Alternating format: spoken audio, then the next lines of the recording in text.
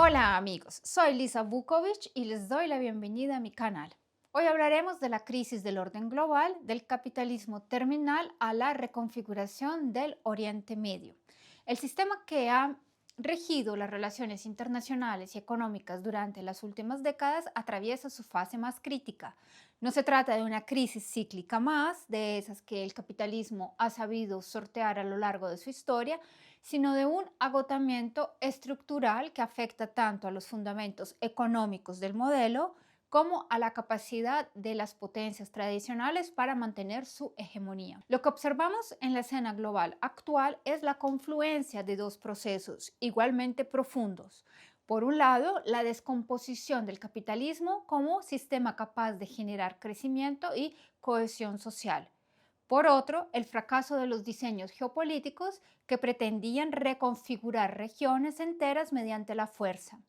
Ambos fenómenos están íntimamente relacionados y apuntan hacia la emergencia de un nuevo orden cuyos contornos apenas comenzamos a vislumbrar. Desde la revolución industrial, el capitalismo logró romper la tendencia asintótica que durante milenios había mantenido el crecimiento económico en torno al 0.2-0.4% anual. En matemáticas, una asíntota es una línea recta a la que la curva se aproxima una curva indefinidamente sin llegar a tocarla nunca. Aplicado a la economía, una tendencia asintótica describe un crecimiento que se acerca lentamente a un límite natural o techo del cual no puede escapar. Durante milenios, la economía mundial siguió esta pauta, rozando un crecimiento anual del 0.2-0.4 hasta que la revolución industrial rompió temporalmente esa barrera. Ese despegue exponencial, sin embargo, se construyó sobre bases violentas: el despojo de poblaciones rurales, la explotación colonial, el comercio de esclavos y el genocidio sistemático de pueblos enteros. Cada ola de innovación tecnológica ha traído consigo no solo progreso material, sino también nuevas formas de dominación y exclusión. La primera revolución industrial fue un periodo de enorme violencia social. La segunda trajo el imperialismo y las guerras mundiales. La tercera, la de las computadoras e Internet, ha resultado sorprendentemente pobre en innovaciones productivas y se ha centrado en el ocio y el control social. Hoy, las tasas de crecimiento de la productividad laboral en las economías desarrolladas se desploman y los factores estructurales como el envejecimiento demográfico, el estancamiento educativo, la creciente desigualdad apuntan a un retorno a la asíntota histórica. El capitalismo como sistema ha agotado su capacidad de generar crecimiento por esto. Esta crisis económica tiene profundas consecuencias sociales. En las últimas décadas hemos asistido a la emergencia de una nueva clase baja, excluida del tiempo social y de cualquier proyecto colectivo. Se trata de poblaciones que viven al día, dependientes del Estado para su subsistencia básica, sin seguridad laboral ni perspectivas de futuro. Son el producto de la descomposición social iniciada en los años 70 y 80, pero a su vez contribuyen a erosionar los cimientos de cualquier construcción política estable. La atomización social debido a la desintegración de la familia como núcleo de la sociedad, que produce individuos privados de futuro y lazos colectivos que luchan por sobrevivir de manera aislada, y la incapacidad de organizarse más allá del círculo inmediato se convierten en rasgos dominantes de amplios sectores de la población, especialmente en las antiguas potencias industriales. Esta degradación del tejido social no es un fenómeno menor, sino un factor clave para comprender la fragilidad de las democracias occidentales y su creciente incapacidad para responder a los desafíos externos. Frente a esta crisis terminal, las élites globales no se resignan a desaparecer. Su proyecto, gestado desde hace décadas en informes como el de Brundtland o las reuniones del Club de Roma, apunta hacia la creación de un nuevo orden postcapitalista, pero no igualitario, sino infinitamente más rígido y jerárquico. Se trata de una tecnocracia global que opera al margen de los estados nacionales, con capacidad para controlar el desarrollo tecnológico y, sobre todo, para dominar a la población. Las referencias a la necesidad de reducir drásticamente el número de habitantes del planeta, que antes eran marginales, hoy se discuten abiertamente en foros académicos y políticos. El objetivo declarado por algunos de sus ideólogos es claro: el verdadero enemigo es la humanidad misma y las amenazas ambientales son solo síntomas de una causa más profunda que debe ser corregida mediante el control demográfico. Lo que se perfila no es un capitalismo, sino un neofeudalismo de nuevo cuño, una neoesclavitud, donde la mayoría de la población quede reducida a economías de subsistencia preindustriales, mientras una pequeña tecnocracia global controla los enclaves de alta tecnología. La guerra de las clases altas contra las bajas, la eliminación de todo un estrato social considerado sobrante, se convierte en el programa político actual. En este contexto de transformación global, Oriente Medio se ha convertido en el escenario donde se dirimen algunas de las contradicciones más agudas del viejo orden. El cálculo inicial de los planificadores de Estados Unidos, herederos de la visión geopolítica de Brzezinski, preveía una secuencia clara. Primero, derrotar a Rusia en Ucrania para después proceder a reconfigurar la región mediante una guerra relámpago contra Irán. Se trataba de un enfoque empresarial bandolero que confiaba en la superioridad tecnológica y en la existencia de una quinta columna interna para lograr un colapso rápido del enemigo. Pero la realidad ha demostrado ser mucho más compleja. La operación militar especial en Ucrania no solo no ha debilitado a Moscú, sino que ha desviado recursos y atención occidentales, impidiendo la concentración de fuerzas necesarias para el siguiente paso. Y cuando finalmente se ha intentado abordar el conflicto con Irán, el resultado ha sido el opuesto al esperado. En lugar de colapso, se ha producido una consolidación nacional sin precedentes. Irán no es un estado más en Oriente Medio, es el heredero de una civilización de más de 2 milenios y medio, con una cultura estatal profundamente arraigada en su pueblo.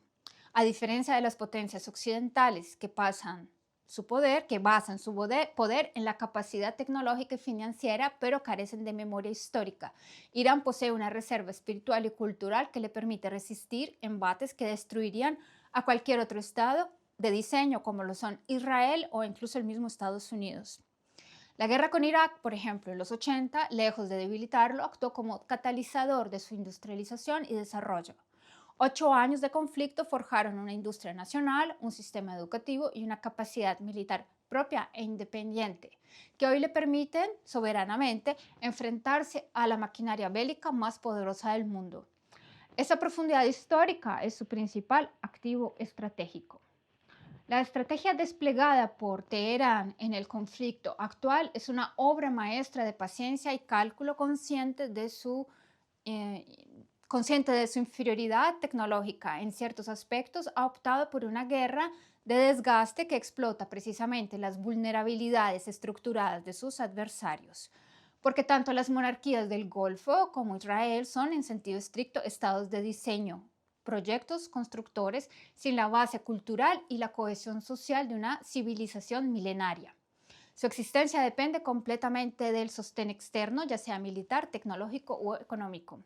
Las monarquías del Golfo en particular son artefactos creados para la explotación de recursos energéticos, pero carecen de una base ideológica, cultural y civilizatoria que sostenga a su población. Dependen en más de un 90% de la importación de alimentos, de plantas desalinizadoras para obtener agua. Irán lo sabe y por eso golpea precisamente estos puntos vulnerables: las estructuras críticas, los depósitos de agua, los centros de comando. No busca una catástrofe humanitaria inmediata, sino reducir artificialmente la capacidad de estos estados para sostener el esfuerzo bélico enemigo. Israel, por su parte, se enfrenta a una paradoja existencial. Como estado de diseño, su única amenaza real es la existencia de Irán mismo. Un Irán fuerte, estable, con profundidad histórica, es por sí mismo una negación del proyecto sionista. La guerra actual está demostrando que, sin un apoyo externo masivo, Israel no puede garantizar su dominio regional. El agotamiento de sus defensas aéreas, la incapacidad de detener las oleadas de ataques y el creciente aislamiento internacional lo colocan en una posición crítica. La mera existencia de fuerzas como los hutíes de Yemen, que han permanecido al margen del conflicto, pero cuya declaración de principios advierte que cuando Irán lo decida, abrirán este frente, añade una presión adicional que puede volverse insostenible en cualquier momento. Todo este escenario bélico se desarrolla sobre el telón de fondo de la crisis interna de Estados Unidos. El proyecto de los globalizadores era utilizar esta guerra para impulsar una transición hacia fórmulas políticas autoritarias que concentraran el poder y silenciaran las disidencias internas. Sin embargo, el fracaso de la guerra relámpago y las crecientes bajas han acelerado la crisis en lugar de resolverla. La posibilidad de una guerra civil en Estados Unidos ya no es una fantasía conspirativa, sino una hipótesis que analistas de diversas corrientes contemplan muy seriamente. La celebración de eventos internacionales de gran magnitud en los próximos meses se perfila como una prueba de fuego. Si el país es capaz de organizarlos sin caos, significará que aún conserva capacidad de gestión, si no, será el síntoma inequívoco del colapso. Es aún increíble, pero aún nos sorprendemos de la doble moral de Estados Unidos, con un Pete Hegseth declarando que ahora están renunciando a las normas humanitarias obsoletas de la guerra. En serio, resulta que el genocidio de las tribus indígenas, cuando mataban principalmente a niños, eso era cumplir con las normas del derecho humanitario. Cuando repartían, por ejemplo, mantas envenenadas, bueno, eso es el pasado ahora, pensemos en el siglo XX, por ejemplo. Los bombardeos de ciudades alemanas después de la guerra, como Hamburg, Dresden, eso también era cumplir con el derecho y las normas humanitarias.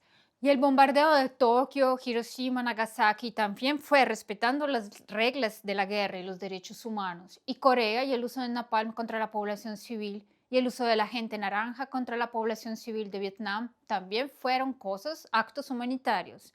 O cuando esparcían minas desde aviones sobre los campos para que los campesinos de Laos no pudieran cultivar, también fue humanitario. Y las bombas químicas sobre Serbia también.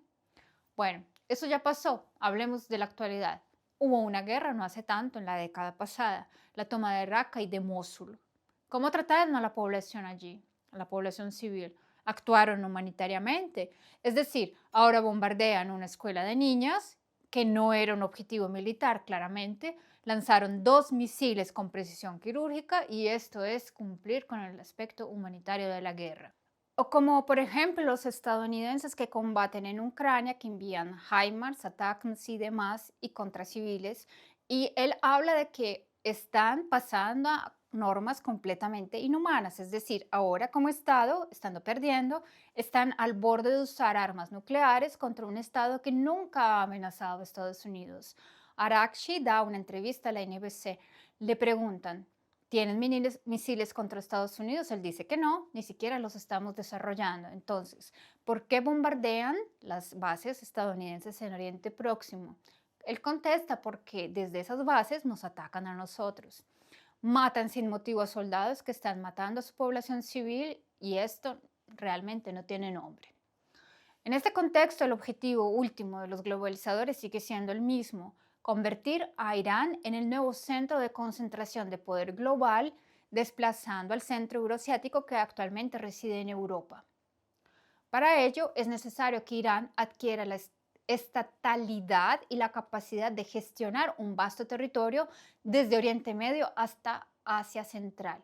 El control del estrecho de Hormuz se vuelve de vital importancia en esta estrategia.